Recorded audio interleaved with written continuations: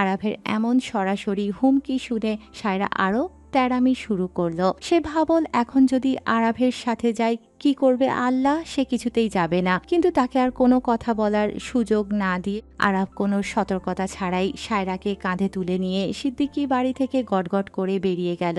আরিশা বসে আছে মাইশার পাশে। মাইশা নীরবে চোখের জল ফেলছে। সে বুঝতে পারছে ভেতরে ভেতরে বড় কোনো একটা ঘটনা ঘটে গেছে। না হলে তার বাবা মা জারিফের সাথে বিয়েটা মেনে নিলেও কেন তার সাথে কথা বলছেন না। আরিশা অনেক বুঝিয়ে মাইশাকে শান্ত করার চেষ্টা। সে চারপাশে চোখ বুলিয়ে দেখলো সায়রাও কোথাও নেই। নিশ্চয়ই তার ভাই তাকে কোথাও নিয়ে গেছে। জারিফ কি বলবে ঠিক বুঝে উঠতে পারছে না। তার ভাই যে ভয়ঙ্কর কাণ্ড ঘটিয়েছে সেটা যদি মাইশা জানতে পারে তবে কি তাকে ভুল বুঝবে, এই চিন্তায় সে কুরে কুরে মরছে। একদিকে ভালোবাসার মানুষকে চিরতরে পাওয়ার খুশি, অন্যদিকে মাইশার কান্না। জারিফের মনে অপরাধবোধ কাজ করছে। সে মাইশার চোখের জল মুছে দিয়ে আলতো করে বলল, মাইশুরানি, তুমি কি আমাকে বিয়ে করে খুশি নও? জারিফের কথা শুনে অশ্রুসিক্ত নয়নে তাকাল মাইশা। জারিফ আবারও বলল, তুমি যেভাবে কান্না করছো মনে হচ্ছে যেন তোমাকে আমার সাথে জোর করে বিয়ে দেওয়া হয়েছে। সত্যি করে বলো তো, এই বিয়ে কি মন থেকে করেছো? জারিফের কথা শুনে মাইশা নিজের চোখের জল মুছে ধরা গলায় বলল, কি বলছো এসব তুমি? জারিফ, সত্যি করে বলো তো, মা বাবা আমার সাথে কথা বলছে না কেন? তোমাকে বিয়ে করেছি বলে ওনার কি মন থেকে রাজি হননি? জারিফ মাইশার হাত দুটো নিজের হাতের মুঠোয় শক্ত করে ধরল। তারপর আশ্বস্ত করে বলল, এখন এখানে এসব বলার সময় নয় মাইশুরানি। তোমাকে আমি সময় করে বলবো যে আসলে কি হয়েছে। তুমি চিন্তা করো না, দেখবে কয়েকদিন গেলে আঙ্কেল আন্টি সব মেনে নেবেন। এখন হয়তো হুট করে একজন অচেনা ছেলের সাথে মেয়ের বিয়ে দিয়ে ফেলেছেন বলে মন খারাপ করেছেন, কিন্তু যখন আস্তে আস্তে জানতে পারবেন তাদের জামাই তাদের মেয়েকে কতটা ভালোবাসে, তখন দেখবে ওনারা ঠিকই খুশি মনে আমাদের মেনে নেবেন। জারিফের কথা শুনে মাইশার মনটা কিছুটা হালকা হলো। সে এবার চারদিকে তাকিয়ে জিজ্ঞেস করল। শারু কোথায়? মাইশার কথায় জারিফও চারদিকে তাকিয়ে দেখল। আসলেই তো সায়রা কোথাও নেই। ঠিক তখনই তাদের সামনে এসে দাঁড়াল আরিয়ান। সে হাসি মুখে বলল, ভাইয়ের এমন রসিকতায় মাইশা লজ্জায় মাথা নিচু করে ফেলল। জারিফও হেসে উত্তর দিল, সম্বন্ধী সাহেব, বউ তো পাশেই আছে। এখন বোনকে করছি ফুল, মানে সাইরাকে কোথাও দেখা যাচ্ছে না, দেখেছেন ওকে? সায়রার নাম শুনে আরিয়ানের মনটা আবারও খারাপ হয়ে গেল। সায়রা যে বিবাহিত সেই সত্যটা মাথা থেকে ঝেড়ে ফেলার জন্যই সে এদিকে এসেছিল, যাতে মনটা অন্যদিকে ডাইভার্ট করা যায়। কিন্তু এখানে এসেও সেই সায়রার কথাই শুনতে হলো। আরিয়ান নিজেকে সামলে নিয়ে মলিন হেসে বলল, ও আচ্ছা, আরবের সাথে গেছে বুঝি। আরিয়ান মাথা নেড়ে সায় দিল। এদিকে সবার কথোপকথনের মাঝে আরিশার নিজেকে সঙ্গীহীন একাকী কোনো কাকের মতো মনে হচ্ছে। সবাই যে যার সঙ্গীর সাথে কথা বলছে, কিন্তু সে একদম একা। হঠাৎ আরিশার নজর গেল দূরে দাঁড়িয়ে ফোনে কথা বলতে থাকা সাফওয়ানের দিকে। সে মনে মনে কিছু একটা ভেবে দুষ্টুমি করে হাসল এবং গুটি গুটি পায়ে এগিয়ে গেল সাফওয়ানের দিকে। মিস্টার চৌধুরী। হঠাৎ মিষ্টি এক নারী কণ্ঠের ডাকে সাফওয়ান চোখ ঘুরিয়ে তাকাল। ফোনের ওপাশে থাকা ব্যক্তি পরে কথা বলছি বলে সে লাইনটা কেটে দিল। তারপর আরিশার দিকে ফিরে গম্ভীর গলায় জিজ্ঞেস করল, কি হয়েছে? বলছিলাম আমরা বাসায় কখন যাব? আরিশার কথা শুনে সাফওয়ানের ইসল ভ্রু কুচকে গেল। সে গলার স্বর কিছুটা গম্ভীর করে বলল, তো তোমাকে কি এখানে কেউ বেঁধে রেখেছে? আরিশা একদম নিষ্পাপ একটা চেহারা বানিয়ে দুই দিকে মাথা নাড়িয়ে বোঝালো, না। তাহলে কার সাথে যাব? সাফওয়ান বিরক্তি নিয়ে বলল, কেন, যার সাথে এসেছো তার সাথে যাবে? শারু তো নেই। সাফওয়ান এবার কিছুটা অবাক হলো। মানে পুতুল কোথায় গেছে? আরাফ ভাইয়া ওকে নিয়ে গেছে। এখন আমি কার সাথে যাব? তো তুমি কি ভেবেছো একদিন তোমাকে ড্রপ করে দিয়েছি বলে প্রতিদিন ড্রপ করব? আমি কি তোমার ড্রাইভার? ড্রাইভার হতে যাবেন কেন? আপনার বোনকে আমার ভাইয়া নিয়ে গেছে, তাহলে আমাকে নিয়ে যেতে আপনার সমস্যা কোথায়? আমি কি তোমার ভাইয়াকে বলেছিলাম আমার পুতুলকে নিয়ে যেতে? নিয়ে গেছে তো, এখন কি বলে নিয়ে যেতে হবে? আপনাকেও তো বলার আগেই নিয়ে যাওয়ার কথা, তাই না? স্টুপিড, তোমরা ভাই বোন দুজনেই মাথায় ছিঁড় আছে। আজে বাজে বকার প্রতিযোগিতায় তোমরাই ফার্স্ট হবে। আরিশা এবার একটু আবদারের সুরে বলল, এখন বলুন নিয়ে যাবেন কি না? এখানে আমার আর ভালো লাগছে না। সবাই যার যার মতো কথা বলছে আর আমি একা একা বসে আছি। সাফওয়ান বাঁকা হেসে বলল, আরিশা সিঙ্গেল মানুষ তুমি, তোমার সাথে কথা বলার জন্য আমি মানুষ কোত্থেকে আনবো? মানুষ আনতে না পারেন, আপনি নিজেও তো কথা বলতে পারেন। ফোনে ওভাবে একা একা কথা বলার চেয়ে আমার সাথে কথা বলা অনেক বেটার, তাই না? তোমার সাথে কথা বলার চেয়ে নিজে নিজে কথা বলা অনেক ভালো। তোমরা হচ্ছে পাগলের জাত। বলবো একটা, বুঝবে আরেকটা। আর সামান্য এদিক ওদিক হলেই শুরু করবে প্যাঁচ প্যাঁচ করে কান্না, যেটা তোমাদের বংশগত রোগ। আরিশা এবার কোমর বেঁধে তর্কে নামল। আপনি আমাদের বংশ টেনে কথা বলছেন কেন? কালকে আমাকে কি প্যাচ প্যাচ করে কান্না করতে দেখেছেন আপনি? কেন, দেখিনি বলতে চাইছো? আদ্র অনুর দিকে ফিরে তাকিয়ে বলল। সাফওয়ানের কথা শুনে আরিশা মনে করার কখন কেঁদেছে মনে পড়তেই সে কাঁচুমাচু হয়ে বলল, আমি কি শুধু শুধু কান্না করেছি? আমার সারুর জন্য মন খারাপ করছিল, ওকে মনে পড়ছিল বলেই তো একটু আবেগপ্রবণ হয়ে কেঁদে ফেলেছি। সবাইকে কি আপনার মতো রোবট বলে মনে করেন? সাফওয়ান এবার একটু ধমক দিয়ে উঠল। You idiot! একে তো মুখে মুখে তর্ক করছো, তার উপর আবার আমাকে রোবট বলছো। আমি তোমাদের মতো যেখানে সেখানে নিজের আবেগ ভাসিয়ে দিই না। যাও, নিজের রাস্তায় যাও। কিন্তু আরিশা নড়ল না। সে সাফওয়ানের পাশেই ঠাই দাঁড়িয়ে থাকলো। তার বেশ ভালোই লাগছে। লোকটা বকাঝকা করলেও তার সাথে কথা বলতে মন্দ লাগছে না। অন্তত সঙ্গীহীন একাকী কাকের মতো তো আর বসে থাকতে হচ্ছে না। আরিশা মনে মনে ভাবো, মিস্টার চৌধুরী উপর থেকে গম্ভীর হলেও ভেতরে মানুষটা ভালো। নিজেকে কঠোর দেখে ঠিকই, কিন্তু আসলে তিনি নরম মনে। আগে ভাইয়াও তো এমনই ছিল, এখন সারু আসার পর ভাই কেমন যেন পাল্টে গেছে। তেমনই মিস্টার চৌধুরীর জীবনে কেউ একজন আসলে তিনিও ঠিক বলতে যাবেন। ওদিকে আরিশাকে ধমক দেওয়ার পরও ওকে চলে যেতে না দেখে সাফওয়ান বেশ বিরক্ত হলো। সে আর চোখে একবার আরিশার দিকে তাকিয়ে আবারও চোখ ঘুরিয়ে নিল। মনে মনে ভাবো, এই মেয়েকে এত ধমক দিই, তবুও অবলীলায় কথা বলতে চলে আসে। অন্য কোনো মেয়ে হলে তো আমার সীমানাতেও আসতো না। এই মেয়ের এত সাহস কোত্থেকে হয়? অবশ্য হবেই না কেন, সে তো আরব শাহরিয়ারের বোন। আরবের মতোই তেরামি শক্তের বইছে। আরব সায়রাকে নিয়ে সিদ্দিকী বাড়ি থেকে বেশ খানিকটা দূরে চলে এসেছে। সায়রা মুখ ফুলিয়ে অভিমানে বসে আছে। আরব তাকে গাড়িতে বসিয়ে দরজা লক করে দিল। এরপর নিজে ড্রাইভিং সিটে বসে সায়রার সিট বেল্ট বাঁধতে গেলে সায়রা তাকে জোরে ধাক্কা দেয়। ধাক্কা খেয়ে আরবের মাথা গাড়ির স্টিয়ারিং এ বাড়ি খায়। এতে আরবের দমিয়ে রাখা রাগ যেন এবার আগ্নেয়গিরির মতো ফেটে পড়ল। এতক্ষণ সে নিজেকে আপ্রাণ সামলে রাখার চেষ্টা করছিল। আরব এবার সায়রার চোয়াল শক্ত করে চেপে ধরল। দাঁতে দাঁত চেপে হিসিয়ে বলল, এই, তুই আমার থেকে দূরে থাক, সমস্যা নেই। আমাকে ঘৃণা কর, তাতেও সমস্যা নেই।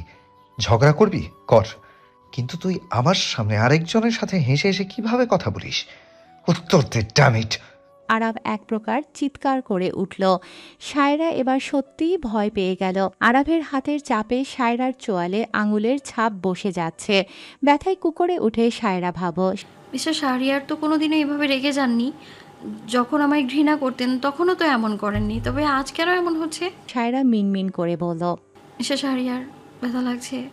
আরাভের যেন কোনো হুঁশ নেই। সায়রার চোখে জল টলমল করছে দেখেও আজ আরাভের মন গলল না। হঠাৎ সে সায়রার চোয়াল ছেড়ে দিয়ে স্টিয়ারিং এর ওপর মাথা ঠেকিয়ে দিল। নিজের চুল খামচে ধরে বড় বড় নিঃশ্বাস নিয়ে রাগ শান্ত করার চেষ্টা করতে লাগল সে।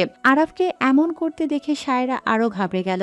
সে কাঁপা কাঁপা গলায় ডাকল, মিস্টার শাহরিয়ার, আমি সায়রার ডাক কানে যেতেই আরাভ চোখ খুলে তার দিকে তাকাল। পরক্ষণেই এক হ্যাঁচকা টানে সায়রাকে নিজের কোলে বসিয়ে নিল। হঠাৎ এমন হয় সায়রা ভরকে গেল। সে কিছু বলার আগেই আরব সায়রার অধৈর্যরা নিজের দখলে নিয়ে নিল। সায়রা যেন জমে পাথর হয়ে গেল। চোখ বড় বড় করে তাকিয়ে রইল সে। এদিকে আরাভের কোনো হুঁশ নেই। সে সায়রার ঠোঁটের ওপর নিজের সবটুকু রাগ ঝাড়তে ব্যস্ত। একের পর এক কামড় বসাতে লাগলো। সে সায়রার যেন নিঃশ্বাস বন্ধ হয়ে আসছিল। সে ছটফট শুরু করলো। আরাভের বুকে কিল ঘুষি মারতে লাগলো। কিন্তু আরাভের সেই বলিষ্ঠ দেহের কাছে সায়রার শক্তি চুনোপুটির সমান। সে আরাভকে এক চুলও নাড়াতে পারল না। যখন আরাভের জিভে নোনতা স্বাদ লাগলো এবং বুঝল সায়রা নিঃশ্বাস নিতে পারছে না, তখন সে তাকে ছেড়ে দিল।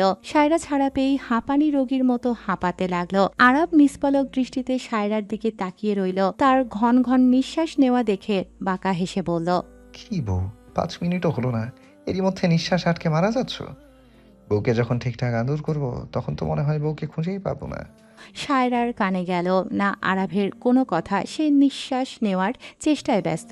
আরাভ আবারও বিড়বিড় করে বলল, আহা, বউয়ের ঠোঁটের সাঁচে এত মিষ্টি, তা যদি আগে জানতাম তবে কি আর আস্ত রাখতাম।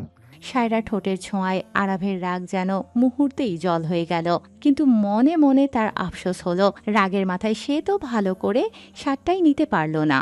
কেবল তো একটুখানি পরখ করা হলো। আরাভের ভেতরে যেন আবার সেই তৃষ্ণা জেগে উঠল। সে এবার গলাটা গম্ভীর করে সায়রাকে জিজ্ঞেস করল। নিঃশ্বাস নেওয়া শেষ? সায়রা আরাফের দিকে তাকাল।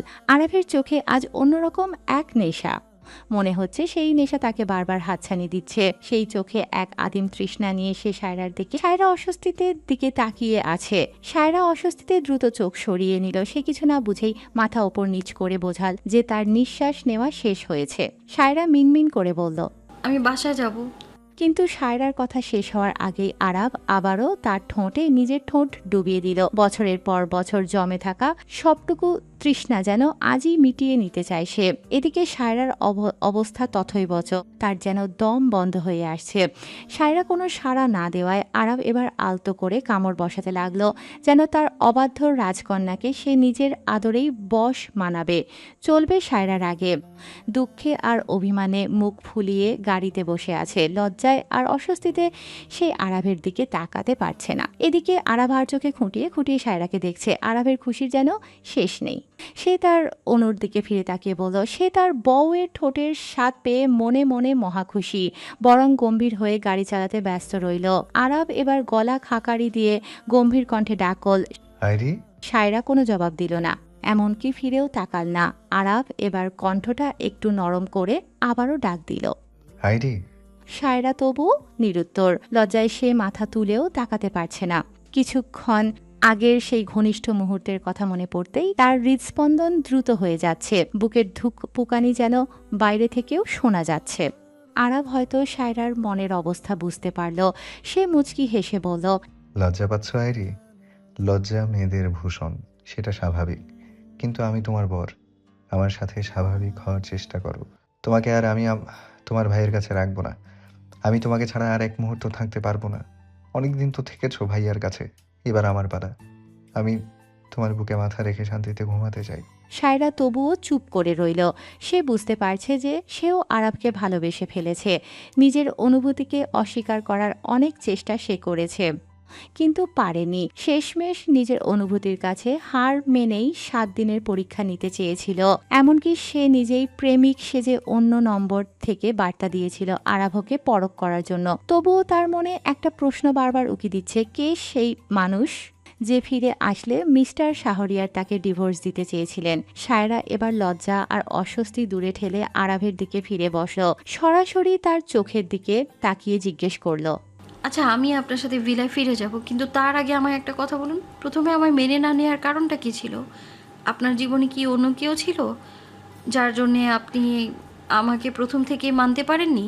সাদ্র অনুর দিকে ফিরে তাকিয়ে বলল, তার দিকে তাকাল। সায়রাকে এই মুহূর্তে ভীষণ গুরুত্ববহ দেখাচ্ছে। আরাব ঠিক করলো সে আজ সায়রাকে সবকিছু বলে দেবে। এখন যদি সে কোনো লুকোচুরি করে, তবে হয়তো সায়রা তার থেকে চিরতরে দূরে সরে যাবে। রাস্তার দিকে চোখ রেখে নির্লিপ্ত গলায় বলল, একজন ছিল না, সে এখনো আছে। আরাফের কথা শুনে সায়রার বুকে যেন কেউ খামচে ধরল। এখনো আছে? তবে কেন সে সায়রার পেছনে পড়ে আছে? সায়রা অনেক কষ্টে নিজেকে সামলে নিয়ে কাঁপা গলায় জিজ্ঞেস করল, সে যখন আছেই, তবে আমার পেছনে কেন পড়ে আছেন? কেন আমায় বারবার নিজে করে পেতে চাইছেন আপনি? আরাব শান্ত গলায় উত্তর দিল, আইরি, অর্ধেক কথা শুনে নিজের মতো করে গল্প বানিও না। আমার পুরো কথাটা শোনো। এখন তোমাকে সবটা বলবো না, কোনো একদিন সময় করে আমাদের সেই দীর্ঘ কাহিনী শুরু থেকে বলবো। এখন শুধু এতটুকু জেনে রাখো, সে আমার জীবনে ছিল এবং এখনো আছে, কারণ সেই মানুষটি আর কেউ নয়, তুমি। আরাফের কথা শুনে সায়রা চমকে উঠল।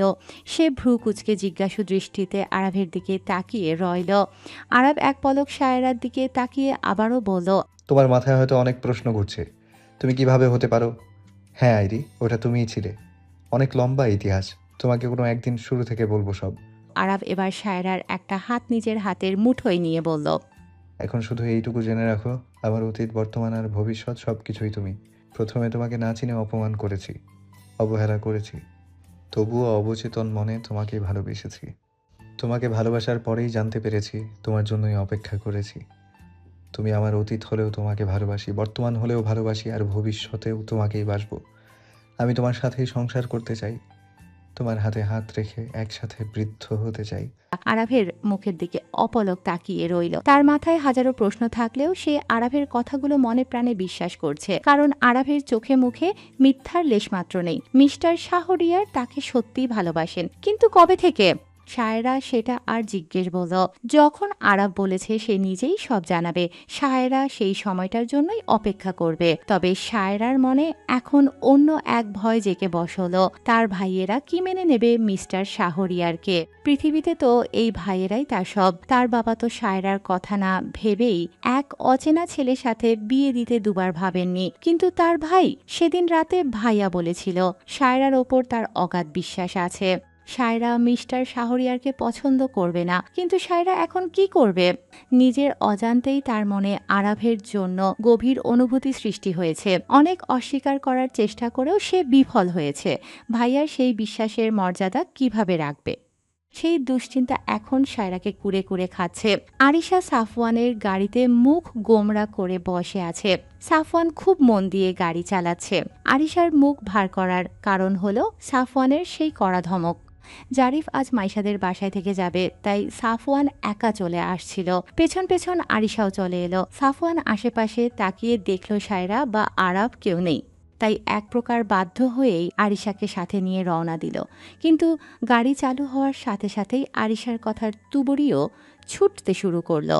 বিরক্ত হয়ে সাফওয়ান ধমক দিয়ে তাকে চুপ করিয়ে দেয়। তখন থেকেই আরিশা মুখ ভার করে বসে আছে। কিন্তু আরিশা তো আরিশাই, সে কি আর বেশিক্ষণ চুপ থাকতে পারে? সে আবারও মিনমিন করে ডাকল মিস্টার চৌধুরী। সাফওয়ান এবার রেগে আরিশার দিকে তাকিয়ে বলল, ইডিয়েট, তুমি কি আবার তোমার সেই ননস্টপ বকবক শুরু করলে? আমি ননস্টপ বকবো না, শুধু একটা জরুরি কথা জিজ্ঞেস করবো। তোমার জরুরি কথা মানেই ইডিয়েট আর ডিসগাস্টিং কোনো আলাপ। সত্যি বলছি, এবার শুধু জরুরি কথাই বলবো। সাফওয়ান আরিশার দিকে তাকিয়ে গম্ভীর কণ্ঠে বলল। ঠিক আছে, শুধু একটা প্রশ্নই করতে পারবে। আরিশা সুযোগ বুঝে বলেই ফেলল, বলছিলাম, আরাফ ভাইয়া তো বিয়ে করে নিয়েছে, এখন আপনার ছোট ভাই জারিফ ভাইয়াও বিয়ে করলো, তাহলে আপনি বিয়ে করছেন না কেন? আপনি তো বুড়ো হয়ে যাবেন, তখন আর কোনো মেয়ে পাবেন না।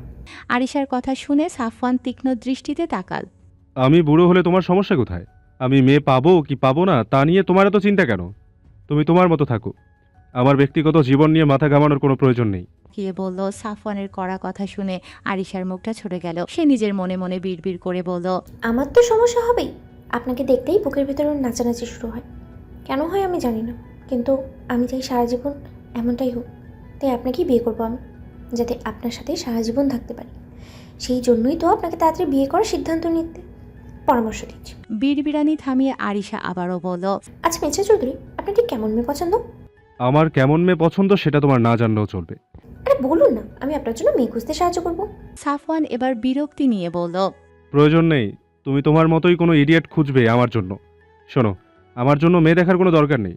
যদি কোনোদিন বিয়ের সিদ্ধান্ত নিই, তবে সেটা হবে আমার পুতুলের সিদ্ধান্তে। যে আমার সাথে আমার পুতুলকেও ভালোবাসতে পারবে তাকেই আমি ভালোবাসবো। যার জীবনে আমার পুতুলের জায়গা হবে না, তার জায়গা আমার জীবনে কোনোদিন হবে না। তার মানে আপনি সারোর পছন্দ মতো বিয়ে করবেন? সাফওয়ান গাড়ি চালানোতে মনোযোগ দিয়ে উত্তর দিল, আপাতত বিয়ের কোনো সিদ্ধান্ত আমার নেই। তুমি এবার তোমার বকবকানি বন্ধ করো। যেদিন বিয়ে করব, ইনশাল্লাহ আমার পুতুলের সিদ্ধান্তেই করব। যে আমার পুতুলকে পছন্দ করবে এবং আমার পুতুলও যাকে পছন্দ করবে, তাকেই আমি জীবন সঙ্গিনী হিসেবে বেছে নেব। সাফওয়ানের কথা শুনে আরিশা মুখে আঙুল দিয়ে কিছুক্ষণ ভেবে নিল। সে মনে মনে পরিকল্পনা সাজাতে লাগলো। তার মানে মিস্টার চৌধুরীর জীবনে জায়গা পেতে হলে আগে স্যারকে পটাতে হবে। স্যার তো আমাকে পছন্দ করে, কিন্তু ভাবি হিসেবে যদি পছন্দ না করে, সেরা বান্ধবী হিসেবে তো ও আমাকে অনেক ভালোবাসে, কিন্তু ভাবি হিসেবে প্রত্যাখ্যান করে দিলে আমার কি হবে? না, আগে মনের কথা স্যারকেই বলতে হবে, তারপর বাকি সব ভাবা যাবে। রাত তখন 10টা। আরাফ শায়রাকে নিয়ে শাহরিয়ার ভিলায় এসে পৌঁছালো। শায়রা অনেক বারণ করেছিল, কিন্তু আরাফ যেন তার কথা কানেই তুলল না। শায়রার শাহরিয়ার ভিলায় আসতে কোনো আপত্তি নেই, শুধু সাফওয়ান ভাইয়ের কথা ভেবেই তার মনটা দমে যাচ্ছে। এমন নয় যে সব সময় শায়রাকে শিখিয়েছে তাকে যেন ভয় না পায়, বরং নির্দ্বিধায় সব কথা বলে। শায়রার অপরাধবোধ হচ্ছে এই ভেবে যে সে হয়তো তার ভাইয়ের আস্থার মর্যাদা রাখতে পারেনি। ভাবনার সাগরে ডুব দেওয়া শায়রা খেয়ালি করেনি যে আরাফ কখন তার হাত ধরে বাড়ির দরজায় এসে দাঁড়িয়েছে। আরাফ কলিং বেল বাজাতেই কিছুক্ষণের মধ্যে শারমিন শাহরিয়ার দরজা খুলে দিলেন। দরজা খুলেই সায়রাকে দেখে তার চোখ ছলছল করে উঠল। তিনি আবেগী গলায় বললেন। এতদিন পর তোর এই মায়ের কথা মনে পড়লো? শারমিন সায়রার চোখেও পানি চিকচিক করে উঠল। সে আর নিজেকে সামলাতে পারল না। শারমিন শাহরিয়ারের বুকে আছড়ে পড়ে জাপটে জড়িয়ে ধরল। ফুপিয়ে কেঁদে উঠে অস্পষ্ট স্বরে বলল, আমি তোমায় অনেক মিস করেছি আম্মু। একটা সমস্যার কারণে আসতে পারিনি, কিন্তু আমি কি তোমাকে কোনোদিনও ভুলে যেতে পারি বলো তো? আদ্র অনুর দিকে ফিরে তাকিয়ে বলল। শারমিন শাহরিয়ার ও সায়রাকে জড়িয়ে ধরে অভিমানী সুরে বললেন, ভুলেই তো গিয়েছিস। একদমই না। আমি আসতে না পারলেও তোমার সাথে তো রোজ কথা বলেছি। আমি না হয় আসতে পারিনি, তুমি কেন গেলে না? মার বউয়ের এই কান্নাকাটি দেখে আরাব মনে মনে বিড়বিড় করে বলল, আল্লাহ, আমার কপালে এক অদ্ভুত বউ জুটিয়েছ। শাশুড়িকে পেলেও আমাকে ভুলে যায়, ননদকে পেলেও আমাকে ভুলে যায়, আবার নিজের ভাইকে পেলেও আমাকে ভুলে যায়। শুধু আমার সাথে থাকলেই তার সবার কথা মনে পড়ে। নিজের ভাবনাগুলো ঝেড়ে ফেলে সে দুজনের দিকে তাকিয়ে বলল, কি আম্মু, তুমি তো তোমার বৌমাকে পেয়ে আমাকে বাসার বাইরে রাখার পায়তারা করছো। ঘরে ঢুকতে দেবে নাকি দরজা থেকে বিদায় করবে? শারমিন শাহরিয়ার হেসে বললেন, তোকে কি আমি আটকে রেখেছি? দরজা অনেক বড়, আমার এক পাশে আছি, তুই তোর রাস্তা দিয়ে যা। মায়ের এমন উত্তরে আরাব কথা বলার ভাষা হারিয়ে ফেলল। সে তো আসলে দুজনের কান্না থামানোর জন্য কথাটি বলেছিল। সে দেখল সত্যিই অন্য পাশে জায়গা আছে। আরাব হার মেনে বলল, ঠিক আছে, তোমরা দুজন দুজনকে জড়িয়ে ধরে কান্নাকাটি করো, আমি রুমে গেলাম। আমার বউটাকে সময় মতো পাঠিয়ে দিও। কথাটি বলে সে গটগট করে নিজের রুমে চলে গেল। তার যাওয়ার দিকে তাকিয়ে শারমিন শাহরিয়ার হাসলেন। এদিকে সায়রা তো লজ্জায় মরে যাচ্ছে। এই লোকটা হুট করে এমন বদলে গেল কেন? আগে কথা বলতো না, সেটাই ঠিক ছিল। গম্ভীরভাবে মেপে মেপে কথা বলো, আর এখন সারাক্ষণ অযথা কথা বলে সায়রাকে লজ্জা দিয়ে বেড়াচ্ছে। সায়রা মনে মনে গালি দিতে দিতে ফ্রেশ হওয়ার কথা ভাবল। শারমিন শাহরিয়ার বললেন, আচ্ছা মা, রুমে গিয়ে ফ্রেশ হয়ে আয়, আমি খাবার রেডি করছি। সায়রা আর কথা না বাড়িয়ে রুমে চলে গেল। তার এখন কাপড় চেঞ্জ করা খুব প্রয়োজন। এই ভারী গাউন পরে থাকা অসম্ভব। সে ইচ্ছে করেই আরাভের রুমে না গিয়ে আরিশার রুমে ঢুকল। তার জানা মতে আরিশার আলমারিতে তার অনেক কাপড় আছে, কিন্তু দুর্ভাগ্যবশত আলমারি খুলে দেখল সব আরিশার কাপড়। সায়রার একটা কাপড়ও সেখানে নেই। অনেক খুঁজেও যখন কিছু পেল না, তখন ঠিক করলো আরিশার একটা কাপড়ই পরবে। যেই আরিশার কাপড় নিতে যাবে, অমনি পেছন থেকে সেই গম্ভীর কণ্ঠস্বর ভেসে এলো, বউ, নিজের রুম থাকতে অন্য রুমে কেন এসেছো? আবার নিজের কাপড় থাকতে অন্যের কাপড় পরার মানে কি? তোমার ব্যাপার স্যাপার আমি একদম বুঝতে পারি না আইরি। বরকে একা রেখে তোমার কি এমন ভালো লাগে যে সবসময় বরের কাছ থেকে পালিয়ে পালিয়ে বেড়াও? আরাভের কথা শুনে সায়রা যেন জমে গেল। সে কি বলবে বুঝে উঠতে পারছে না। আসলে সে এখন আরাভের মুখোমুখি হতে চাইছে না। বিশেষ করে গাড়ি সেই অনাকাঙ্ক্ষিত ঘনিষ্ঠতার পর সায়রা লজ্জায় আর অস্বস্তিতে আরাভের চোখের দিকে তাকাতে পারছে না। আরাভ হয়তো সায়রার মনের অবস্থা বুঝতে পারল, তবুও সে না বোঝার ভান করে বলল। আইরি, চলো। সায়রা জোর দিয়ে বলল, আমি আপনার সাথে যাব না, আমি আরিশার রুমেই থাকবো। আরাভ বাঁকা হেসে বলল, বললেই হলো নাকি? আমি বউ ছাড়া থাকতে পারবো না। এতদিন কিভাবে ছিলেন? সায়রার পাল্টা প্রশ্ন। আরাব এবার সায়রার কাছে এসে নিচু স্বরে বলল, এতদিন অনেক কষ্টে ছিলাম, আর যখন থাকতে পারতাম না তখন তোমার বেলকনির পাইপ বেয়ে গিয়ে তোমাকে বুকে নিয়ে ঘুমাতাম। সায়রা এবার চুপ হয়ে গেল। কথাটা তো মিথ্যে নয়। আরাব বেশিরভাগ রাতেই গোপনে তার কাছে গিয়ে ঘুমিয়েছে। প্রথম প্রথম বুঝতে না পারলেও পরে সায়রা ঠিকই টের পেয়েছিল, কিন্তু সে তখন কিছু বলেনি। আরাব আবারও বলল। এখন এত ভাবতে হবে না, চলো। সায়রা জেদ ধরে বলল, না, আমি যাব না আপনার সাথে। তুমি যাবে না, তোমার ঘাড় যাবে। কথাটি বলেই সায়রাকে পাঁজাকোলা করে কোলে তুলে নিল আরাব। সায়রা মুহূর্তেই কুকরে গেল। সায়রার অবস্থা দেখে আরাব মুচকি হেসে বলল, আইরি, বললেই তো হতো বরের কোলে চড়তে ইচ্ছে করছে, তাহলে কি আর আমি কোলে নিতাম না? এত বাহানা করার কি আছে, তোমারই তো বর। আরাবকে ওভাবে হাসতে দেখে সায়রা রেগেমেগে বলল, আমি কি আপনাকে বলেছি আমায় নিয়ে যেতে? তুমি না বললেও আমি তোমার মন বুঝতে পারছি। সায়রা এবার রাগের চোটে আরাবের শক্ত কাঁধে কামড় বসিয়ে দিল। তবুও আরাব শব্দটিও করল না। সে একইভাবে সায়রাকে রুমে নিয়ে এসে আলতো করে নামিয়ে দিয়ে বলল, কামড় দেওয়া শেষ হলে এবার যাও, আগে ফ্রেশ হয়ে নাও। গরমে একদম ঘেমে একাকার হয়ে আছো। কামড় দিতে চাইলে রাতে দিও, শরীরটা না হয় আমার, কিন্তু এর মালিক তো তুমি। তোমার যা ইচ্ছে তাই করো। সাফওয়ান আরিশাকে বাড়ির সামনে নামিয়ে দিয়ে একটু আগেই চলে গেছে। আরিশা অনেক জোর করেছিল ভেতরে এসে খেয়ে যেতে, কিন্তু সাফওয়ান রাজি হয়নি। বেশি জোরাজুরি করায় আরিশাকে একদম ধমক দিয়ে চুপ করিয়ে দিয়েছে সে। আরিশা মুখ কালো করে ভেতরে চলে এলো। এই লোকটাকে সে কিছুতেই বুঝতে পারে না, সব সময় শুধু ধমকাধমকি। আরিশা মনে মনে ভাবো, অতীতে খালামণির সাথে নানু ভাই যা করেছে সেটা কি এখন পাল্টানো সম্ভব? সেটা জেদ ধরে বর্তমান সম্পর্কগুলো নষ্ট করার মানেটা কি? এই ব্যাটা নাকি আবার আমার খালাতো ভাই, কে জানে কার মতো হয়েছে। আম্মু তো এমন বদরাগী না। আম্মু যেহেতু এমন না, খালামণিও নিশ্চয়ই এমন ছিলেন না। তার মানে লোকটা নির্ঘাতেই শারুর বাবার মতো হয়েছে। আকাশ পাতাল ভাবতে ভাবতে সে ভেতরে এলো। ভেতরে আসতেই আরিশা দেখলো তার মা ডাইনিং টেবিলে খাবার রেডি করছেন। আরিশা জিজ্ঞেস করলো, আম্মু, তোমরা এখনো কিছু খাওনি? এখন সবাই মিলেই খাবো। তুই গিয়ে ফ্রেশ হয়ে আয়। আর তুই যে বিয়েতে গিয়েছিলি সেটা আমাকে বলিসনি কেন? আরব কল করে আমাকে না জানালে তো আমি টেনশনেই করতাম, কিছুই তো জানতাম না। আসলে আম্মু, আমরা জারিফ ভাইয়ের বিয়েতে যাইনি। আমরা গিয়েছিলাম মাইশা কেন ভার্সিটিতে আসেনি সেটা জানতে। কিন্তু সেখানে গিয়ে দেখি মাইশার বিয়ে ঠিক হয়ে গেছে। যেহেতু মাইশা আর জারিফ ভাই একে অপরকে ভালোবাসে, তাই সেখানেই ঘরোয়াভাবে ওদের বিয়ে হয়ে গেছে। পরে অনুষ্ঠান করে মাইশাকে ঘরে আনবে। আচ্ছা ঠিক আছে, এখন ফ্রেশ হয়ে আয়, শাওরাও এসেছে। আরিশা অবাক হয়ে বলল, সত্যি সারু এখানে? হুম। আচ্ছা, আমি এখনই ফ্রেশ হয়ে আসছি। আরিশা নিজের রুমের দিকে যেতে যেতে আবার নিজের মনে বিড়বিড় করে বলল, এখন শান্তি। মিস্টার চৌধুরী দেমাগ দেখিয়ে বলেছিলেন সারুকে আসতে দেবেন না, অথচ আমার ভাই সারুকে নিয়েই এলো। এখন কি করবেন মিস্টার চৌধুরী? খাওয়া দাওয়া শেষ করে শ্বশুর শাশুড়ি আরিশা আর সায়রা অনেকক্ষণ গল্প করলেন। এরপর বড়রা ঘুমানোর জন্য ওপরে চলে গেলে আরিশা আর সায়রা স্নোকে নিয়ে আরিশার রুমে চলে গেল। দুজন একসাথে হলে তাদের গল্পের আর শেষ থাকে না। এটা ওটা নিয়ে চলল অন্তহীন আড্ডা। এদিকে আরাব খাওয়া শেষ করে অফিসের কিছু জরুরি কাজ চেক করতে নিজের রুমে এসেছে। ল্যাপটপে কাজগুলো শেষ করতে করতে রাত প্রায় 12:30 বেজে গেল। আরাব ল্যাপটপ বন্ধ করে আড়মোড়া ভেঙে একটা দীর্ঘ হাই তুলল। এরপর রুমের চারপাশে তাকিয়ে দেখল সায়রা এখনো আসেনি। ঘড়ির দিকে তাকিয়ে দেখল রাত এখন 12:30। আরাব মনে মনে ভাবল, বউটা আমার এতটা অবাধ্য। আসার সময় বলে এলাম খাওয়া শেষ করে রুমে চলে আসতে, কিন্তু একটা কথাও কি তার কানে নেওয়ার জো আছে? তারা আমির একদম শেষ সীমা। অবশ্য আমার বউটা তো বেশ মাসুম ছিল, ওকে এমন তেরা বানিয়েছে ওই সাফওয়ান। নিজে যেমন আমার বউটাকেও ঠিক নিজের মতো করে গড়েছে সে।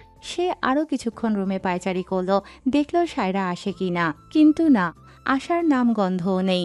আরাব এবার অধৈর্য হয়ে রুম থেকে বের হলো। মনে মনে ঠিক করলো, একবার আজ ওকে রুমে নিয়ে আসি, তারপর আর রুম থেকে বের হতেই দেব না। দরজায় একদম তালা মেরে বন্ধ করে রাখবো। আরাব ড্রয়িং রুমে গিয়ে দেখল সেখানে কেউ নেই। সে নিশ্চিত হলো যে সায়রা আরিশার রুমেই আছে। সে এবার গটগট করে আরিশার রুমের দিকে এগিয়ে গেল। সায়রা কিছুক্ষণ আগেই সাফওয়ানকে ফোন করে জানিয়েছে যে সে এখন শাহরিয়ার ভিলায়। শুনে সাফওয়ান তেমন কিছু বলেনি, শুধু সাবধানে থাকতে বলেছে আর কোনো সমস্যা হলে সাথে সাথে তাকে জানাতে বলেছে। আরিশা আর সায়রা এখন দুজন মিলে বেশ সিরিয়াস একটা আলোচনায় মেতেছে। সায়রা বলল, আরু, তুই একটা ভালো মেয়ে সন্তান দে তো ভাইয়ার জন্য। আমি এবার ভাইয়ার বিয়ে দেব। ভাইয়া আর কতদিন এভাবে একা একা থাকবে? কিছুদিন পরই তো বয়স 30 ছুঁই ছুঁই করবে। সায়রার কথা শুনে আরিশার মুখটা দেখার মতো হলো। সে মনে মনে ভাবতে লাগলো, সারুকে আমাকে দেখতে পাচ্ছে না, নাকি মিস্টার চৌধুরীর জন্য আমাকে ওর পছন্দ হচ্ছে না? আমি তো শাহরুখ কবে থেকে আমাকে ওর ভাইয়ের বউ বানাবে সেই আশায় বসে আছে, কিন্তু ও সেটা ভাবছে না কেন? বান্ধবীরা তো বান্ধবীকেই নিজের ভাইয়ের বউ করার স্বপ্ন দেখে, যেমনটা আমি দেখেছিলাম। তাহলে সারু আমাকে কেন বাদ দিল? আরিশাকে চুপ করে থাকতে দেখে সায়রা আবার বলল, আরিশা কি রে আরু, কিছু বলছিস না কেন? এবার মুখ খুলে বলল, কি বলবো আমি? তোর ভাইকে আমি নিজেই জিজ্ঞেস করেছিলাম যে তার কেমন মেয়ে পছন্দ, যাতে আমি খুঁজে দিতে পারি। কিন্তু তোর ভাই আমাকে কি বলেছে জানিস? আমি নাকি আমার মতো ইডিয়েট মেয়ে পছন্দ করে নিয়ে আসবো।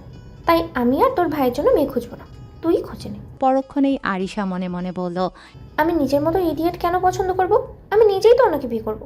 সায়রা হেসে বলল, আরে ভাইয়ার কথা বাদ দে তো, তুই আমাকে বলতো আমরা দুজন মিলে ভাইয়ার জন্য বউ পছন্দ করব।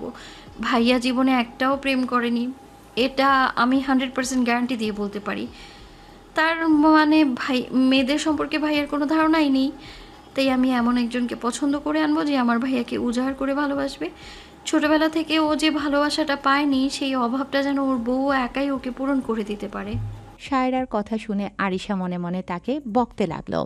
তোর কি আমাকে একবারও চোখে পড়ছে না, নাকি আমাকে তোর ভাইয়ের জন্য পছন্দ হচ্ছে না, কোনটা? কিন্তু মুখ ফুটে সে কিছুই বলতে পারল না। ঠিক এমন সময় রুমের বাইরে থেকে শোনা গেল আরাফের গম্ভীর ডাক। হারু, দরজা খোল।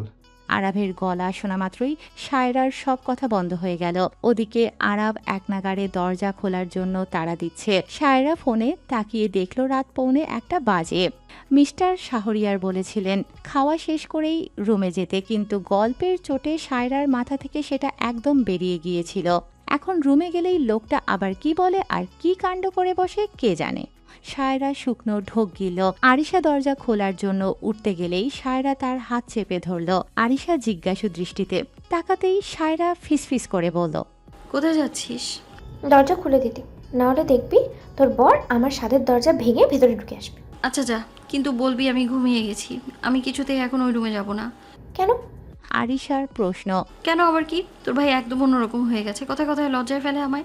আগে গম্ভীর ছিল, ওইটাই ভালো ছিল, এখন একটু বেশি কথা বলে, আর যখনই বলে শুধু আমায় অস্বস্তিতে ফেলে দেয়। কথাটা বলে সায়রা দ্রুত খাটের ওপর শুয়ে ঘুমের ভান করল। তার কাণ্ড দেখে আরিশা হাসতে হাসতে দরজা খুলতে গেল। মনে মনে বিড়বিড় করে বলল, কিন্তু তোর বর তোকে এখানে রাখবে বলে মনে হয় না, আমি 100% শিওর। দরজা খুলতেই আরাফ তীক্ষ্ণ দৃষ্টিতে তাকে জিজ্ঞেস করল। আরিশা আমতা আমতা করে বলল, ঘুমিয়েছিলাম তো, প্রথমে শুনতে পাইনি। আরাব আর কথা বাড়াল না, সরাসরি জিজ্ঞেস করল। সারা তো ঘুমিয়ে গেছে, তুমি যাও ভাইয়া, তুমিও গিয়ে ঘুমিয়ে পড়ো। সায়রা ঘুমিয়ে পড়েছে শুনে আরাফের ভ্রু কুঁচকে গেল। তার অবাধ্য বউটা রুমে না যাওয়ার জন্য আরিশার ঘরে এসে ঘুমের অভিনয় করছে। মনে মনে হাসল আরাব। আরাব আরিশাকে পাশ কাটিয়ে ঘরের ভেতরে ঢুকে গেল। খাটের সামনে দাঁড়িয়ে সে ঘুমন্ত সায়রাকে আগাগোড়া পর্যবেক্ষণ করতে লাগলো। ভাইয়ের মতলব বুঝতে না পেরে আরিশা আবারও বলল, ভাইয়া যাও না, দেখছো তো সারা ঘুমিয়ে গেছে, আমিও ঘুমাবো, আমার ঘুম কেন নষ্ট করছো? আরিশার কথা যেন আরাফের কানেই ঢুকল না। সে একটু ঝুঁকে আলতো করে সায়রাকে পাঁজাকলা করে বুকের সাথে জড়িয়ে নিল। এরপর দরজার দিকে হাঁটতে হাঁটতে গম্ভীর গলায় বলল। আরাফ সায়রাকে নিয়ে যেতেই আরিশা দরজা বন্ধ করে দিল। খাটে বসে সে গভীর চিন্তায় ডুবে গেল। সে ভাবছে, কিভাবে সায়ারাকে বলা যায় যে তোর ভাইকেই আমার পছন্দ হয়েছে? এই সায়ারা সবসময় আমার মুখ ফুটে বলার আগেই মনের সব কথা বুঝে যেত, তাহলে এখন কেন বুঝতে পারছে না? আরিশা কিছু একটা ভেবে নিজের ফোন নিয়ে ফেসবুকে ঢুকল। সার্চ বক্সে টাইপ করলো সাফওয়ানের নাম। একদম ওপরেই সাফওয়ানের আইডি দেখাচ্ছে। আইডিতে ঢুকে দেখল সাফওয়ান শেষ পোস্ট করেছে জারিফ ভাইয়ের বিয়ের একটা ছবি। ক্যাপশনে লিখেছে, my life's another most important person got married, be happy brother. Arisha অনেক সাহস সঞ্চয় করে সাফওয়ানকে একটা বার্তা দিল, কিন্তু ওপাশ থেকে কোনো উত্তর এলো না। ওদিকে আরাব সায়রাকে রুমে নিয়ে এসে দরজা লক করে দিল। সায়রা চোখের পাতা একটুখানি ফাঁক করে আরাবের মতিগতি বোঝার চেষ্টা করছে, কিন্তু কিছুই বুঝতে পারছে না। আরাব সায়রাকে বিছানায় শুইয়ে দিয়ে ঠায় দাঁড়িয়ে তাকে দেখতে লাগলো। সে দেখতে চায় সায়রা আর কতক্ষণ ঘুমের নাটক চালিয়ে যেতে পারে। সায়রার চোখ বন্ধ করে থাকলেও স্পষ্ট বুঝতে পারছে আরাবের তীক্ষ্ণ দৃষ্টি তার ওপর নিবদ্ধ। অস্বস্তিতে সে ছটফট করতে লাগলো, তবুও চোখ খুলল না। সায়রার অবস্থা দেখে আরাব এবার বলেই ফেলল। সায়রা বুঝতে পারল আরাব সব ধরে ফেলেছে। সে এবার পিটপিট করে চোখ খুলতেই দেখল আরাব তার দিকে তীক্ষ্ণ দৃষ্টিতে তাকিয়ে আছে। সায়রা ভয়ে শুকনো ঢোক গিল। আরাব এবার গম্ভীর গলায় প্রশ্ন করল। তাকিয়ে বলল। আরাবের কণ্ঠস্বর গম্ভীর হলেও তাতে এক অদ্ভুত শান্ত ভাব ছিল। সায়রা আমতা আমতা করে বলল, গল্প করতে করতে কখন যে ঘুম এসে গিয়েছিল। আরাব এবার কিছুটা গলা চড়িয়ে বলল, সে আসলে সবকিছু স্বাভাবিক করতে চাইছে সায়রার সাথে, কিন্তু সায়রা কেন বারবার দূরে সরে থাকছে তার কাছ থেকে, এই ভেবেই সে রাগে ফেটে পড়ছে। সায়রা আরাবের ধমক শুনে কুকরে গেল। সে মনে মনে ভাবল, একটু আরিশা রুমে যাওয়াই এভাবে ধমকানোর কি আছে?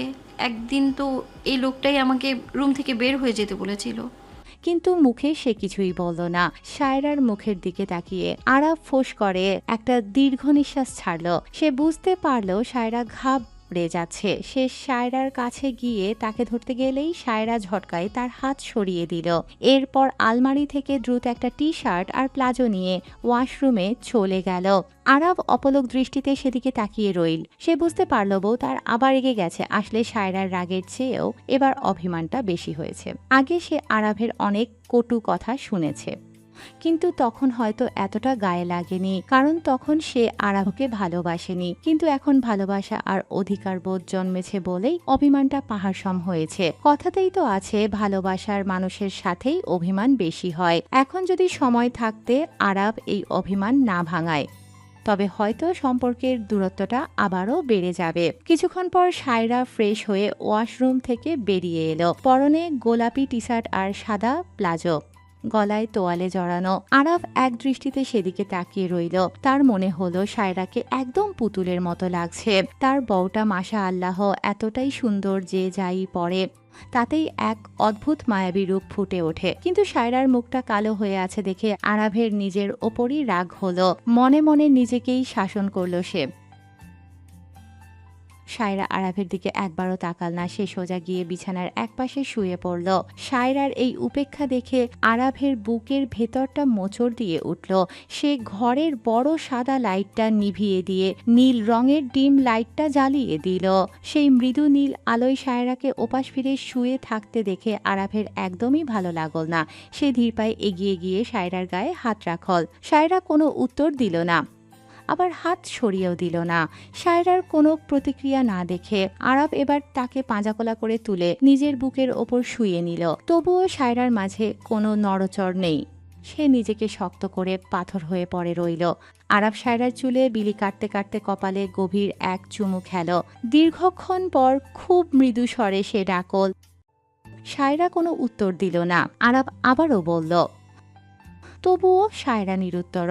আরাব এবার সায়রার কানের কাছে মুখ নিয়ে করুণ সুরে বলল। সায়রাকে তবুও চুপ থাকতে দেখে আরাব এবার কিছুটা অভিমানী গলায় বলল। সায়রা মন দিয়ে আরাবের সব কথা শুনছিল। হঠাৎ সে আর নিজেকে সামলাতে পারল না, ফুপিয়ে কেঁদে উঠল। সে সায়রাকে এভাবে কাঁদতে দেখে আরাব অস্থির হয়ে পড়ল। সে সায়রার মুখটা দুহাতের আঁচলায় তুলে নিয়ে ব্যাকুল হয়ে জিজ্ঞেস করল।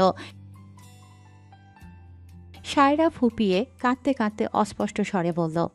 তা সেটা কি একটু বুঝিয়ে বলা যেত না? ধমক দিয়ে কথা বলার কি প্রয়োজন ছিল? আমি কি ইচ্ছে করে দেরি করেছি? আমার একদম মনে ছিল না, মাথা থেকে বেরিয়ে গিয়েছিল। এতদিন পর আব্বু আম্মু সবাইকে দেখেছি, তাই সবার সাথে গল্প করতে করতে সময়ের কথা একদমই ভুলে গিয়েছিলাম। সায়রার কথা শুনে আরাব চোখের জল মুছে দিয়ে কপালে একটি দীর্ঘ চুমু আঁকল। এরপর নরম স্বরে বলল। আরাবের এমন কথা শুনে সায়রা অবাক হয়ে বলল। আপনি এত হিংসুটে কেন? নিজের বাবা মায়ের সাথেও কেউ এমন হিংসুটেপনা করে? হ্যাঁ। আরাব সায়রাকে আরও নিবিড়ভাবে জড়িয়ে ধরে বলল। আরাবের কথা শুনে সায়রার মনে যেন হাজারো রঙিন প্রজাপতি উড়তে লাগলো। এক নিমিষেই তার মন একদম ফুরফুরে হয়ে গেল। তার মিস্টার শাহরিয়ার শুধুই তাকেই ভালোবাসেন। সায়রা এবার সাহস করে আলতো করে আরাবের গলা জড়িয়ে ধরল। মৃদু হেসে লাজুক কণ্ঠে জিজ্ঞেস করল। কতটা ভালোবাসেন? আরাব চোখ বন্ধ করে সায়রার মাথায় অধর ছুঁয়ে দিয়ে গভীর স্বরে বলল। সায়রা আর কোনো জবাব দিল না। সে আরাফের গলার ভাঁজে মুখ গুজে দিয়ে আবেশে চোখ বুজল। সায়রাফের পুরুষালী শরীরের সেই তীব্র অথচ মিষ্টি ঘ্রাণ এই মুহূর্তে আরাফের পুরুষালী শরীরের সেই তীব্র অথচ মিষ্ট মনে হয়। সে আরাফের গলার কাছে একদম নেশার মতো মনে হয়। সে আরাফের গলার কাছে লম্বা শ্বাস টেনে ঘ্রাণটা যেন নিজের ভেতর শুষে নিচ্ছে। সায়রাকে ওভাবে নিজের ঘ্রাণ নিতে দেখে আরাব মুচকি হাসল, ফিসফিস করে জিজ্ঞেস করল। সায়রা অস্ফুট স্বরে উত্তর দিল। একদম মিষ্টি, নেশার মতো। আরাব আর কিছু বলল না। ওভাবেই সায়রাকে বুকের সাথে নিবিড়ভাবে জড়িয়ে ধরে ঘুমের দেশে পাড়ি জমাল। তারা দুজনেই এখন একে অপরকে গভীরভাবে ভালোবাসে। সায়রা হয়তো মুখে এখনো ভালোবাসি শব্দটি বলেনি, কিন্তু তার প্রতিটি আচরণে আরাফের প্রতি সেই গভীর প্রেম স্পষ্ট হয়ে ফুটে উঠছে। চলবে ভার্সিটিতে এসে সায়রা আর আরিশা ক্যান্টিনে বসে সিঙ্গারা আর চা খাচ্ছে। সকালে কারোরই কিছু খাওয়া হয়নি। কারণ দুজনেরই ঘুম থেকে উঠতে আজ অনেক দেরি হয়ে গেছে। আরিশা সারা রাত সাফওয়ানের মেসেজের রিপ্লাইয়ের আশায় বসেছিল, কিন্তু সাফওয়ান মেসেজ সিন পর্যন্ত করেনি। সেই দুঃখে আরিশার রাতে ঘুম আসেনি। ভোরে যখন ঘুমাল তখন উঠতে আর সময়মতো পারেনি। অন্যদিকে সায়রা আজ আরাফের বুকে মিশে এমনভাবে ঘুমিয়েছিল না। সারাটা রাত আরাফ তাকে নিজের বুকের সাথে আগলে রেখেছিল। সারা রাত তাক নিজের বুকের সাথে সায়রার মনে মনে বেশ। সকালে ঘুম থেকে উঠে সে আবারও তার আগের রূপে ফিরে গেছে। রাতের সেই আবেগঘন মুহূর্তগুলোর কথা যেন তার মনেই নেই। সে তড়িঘড়ি করে রেডি হয়ে আরিশার সাথে ভার্সিটিতে চলে আসে। শারমিন শাহরিয়ার অনেক জোর করেছিলেন খেয়ে যাওয়ার জন্য, কিন্তু দেরি হয়ে যাচ্ছে বলে সায়রা না খেয়েই চলে এসেছে। এদিকে আরাব ঘুম থেকে উঠে যখন দেখল পাশে বউ নেই, তখন তার মনটা খচখচ করে উঠল। ও দ্রুত রেডি হয়ে ভার্সিটির উদ্দেশ্যে বেরিয়ে পড়ল। সায়রা আর আরিশা খাওয়া শেষ করে যখন ক্যান্টিন থেকে বেরিয়ে যাবে, ঠিক তখনই কানে কিছু ছাত্রী বলল। ঠিক তখনই কানে এলো কিছু ছাদ থেমে গেল। একটি মেয়ে বলছিল, আর জানিস আমাদের ইংরেজি লেকচারার আরব শাহরিয়ার সাথে প্রীতি ম্যামের রিলেশন। দুদিন আগে আমি করিডোরে শুনেছি ম্যাম আরব স্যারকে ভালোবাসার কথা জানাচ্ছেন। আরব স্যার নিশ্চয়ই রাজি হয়ে গেছেন। তখন পিছন থেকে পেটমোটা স্যারটা চলে আসায় আমি আর বেশি কিছু শুনতে পাইনি। একজন বলে উঠল, আরে রাজি হবে না কেন? প্রীতি ম্যামের কি নেই, রূপ গুণ সব আছে, দেখবি সামনে বিয়েও করবে দুজন। মেয়েগুলোর কথা শুনে আরিশা একবার সায়রার দিকে তাকাচ্ছে আর একবার মেয়েগুলোর দিকে। এদিকে সায়রা একদম শান্ত, যেন বড় কোনো ঝড় আসার পূর্ব আভাস। সে ধীর পায়ে সেখান থেকে বেরিয়ে গেল। আরিশাকে ক্লাসে পাঠিয়ে সে সোজা চলে গেল আরাফের কেবিনের সামনে। দরজা নক করতেই ভেতর থেকে ভেসে এলো একটি মেয়ের কণ্ঠস্বর। সায়রার বুঝতে বাকি রইল না এটা প্রীতির গলা। সে আর অনুমতি নেওয়ার প্রয়োজন মনে করল না। গটগট করে ভেতরে ঢুকে পড়ল। দেখল কেবিনে আরাফ নেই। সামনের চেয়ারে প্রীতি ম্যাম বসে আছেন। সায়রার রাগের পারদ এবার সপ্তমে চড়ল। সে তীক্ষ্ণ দৃষ্টিতে প্রীতির দিকে তাকাল। একজন ছাত্রীর এমন অগ্নিদৃষ্টি দেখে প্রীতি থতমত খেয়ে গেল, তবে তা প্রকাশ না করে বলল, তুমি অনুমতি না নিয়ে একজন লেকচারারের কেবিনে কেন ঢুকলে? সায়রা রাগ সংবরণ করে শান্ত কণ্ঠে বলল, সরি ম্যাম, আমি নক করেছি কিন্তু আপনি ভেতর থেকে কোনো রেসপন্স করেননি। আর আমার একটু প্রয়োজন ছিল আরব স্যারের সাথে, তাই ঢুকেছি। উত্তর শুনে প্রীতির মুখটা তেতো হয়ে গেল। ঠিক এই মুহূর্তেই ওয়াশরুম থেকে বেরিয়ে এল আরাব। সায়রা আর প্রীতিকে একসাথে দেখে সে বেশ অবাক হলো। সায়রার থমথমে মুখ দেখেই সে প্রমাদ গুনল। প্রীতি আরাভকে দেখেই মুখে হাসি ফুটিয়ে তুলল, যা সায়রার রাগের মাত্রা আরও বাড়িয়ে দিল। আরাব নিজেকে সামলে নিয়ে একদম পেশাদার ভঙ্গিতে প্রীতিকে উদ্দেশ্য করে বলল, মিস প্রীতি রহমান, কারোর অনুপস্থিতিতে তার কেবিনে ঢুকে বসে থাকাটা চরম অপেশাদারিত্ব। আপনি একজন শিক্ষক হয়ে এমন আনপ্রফেশনাল কাজ কিভাবে করেন? আরাফের এমন কড়া কথায় প্রীতির মুখটা ছোট হয়ে গেল। সে ভাবতেও পারেনি আরাব একজন ছাত্রীর সামনে তাকে এভাবে অপমান করবে। অপমানে প্রীতির মুখ লাল হয়ে উঠল। সে নিচু স্বরে বলল, সরি আরাব। সায়রা এবার আরাফের দিকে চিবিয়ে খাওয়ার মতো এক দৃষ্টি দিয়ে গটগট করে কেবিন থেকে বেরিয়ে গেল। সায়রাকে এভাবে বিনা বাক্যে চলে যেতে দেখে আরাফের মনে ভয় জেঁকে বসো। তার মনে হলো সায়রা কি তবে আবারও রাগ করে সাফওয়ানের বাসায় চলে যাবে। সে প্রীতির দিকে তাকিয়ে কঠোর কণ্ঠে বলল, মিস প্রীতি রহমান, আপনাকে অনেকবার বলেছি আমার আশেপাশে আসার চেষ্টা করবে না। I am married. তারপরেও কেন এসেছেন? প্রয়োজন ছাড়া আমার সাথে কথা বলার বা আমার কেবিনে আসার দরকার নেই। দয়া করে আমার থেকে দূরে থাকার চেষ্টা করবেন। নাও লিভ।